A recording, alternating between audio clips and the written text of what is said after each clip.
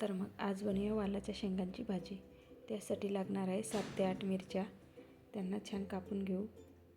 त्यानंतर 7 ते 8 लसणाच्या पाकळ्या, एक कांदा पण बारीक कापून घेऊ. त्यानंतर कोथिंबीर. मी शेंगा आधीच धुवून तोडून घेतलेले आहेत बघा. त्यानंतर कढई ठेवू. कढईमध्ये 3 चमचे तेल टाकू. त्यानंतर कढीपत्ता टाकू, अर्धा चमचा मोहरी, अर्धा चमचा जिरे, त्यानंतर लसूण आणि मिरची टाकून घेऊ. छान परतल्यानंतर कांदा टाकू. कांद्याला छान कलर आला का त्यामध्ये मीठ टाकू, अर्धा चमचा हळद, अर्धा चमचा धने पावडर आणि अर्धा चमचा गरम मसाला टाकू आणि शेंगा टाकून घेऊ. छान मिक्स करून त्यामध्ये अर्धा ग्लास पाणी टाकून 7 ते 8 मिनिट झाकून ठेवू. त्यानंतर बघा झाली भाजी रेडी.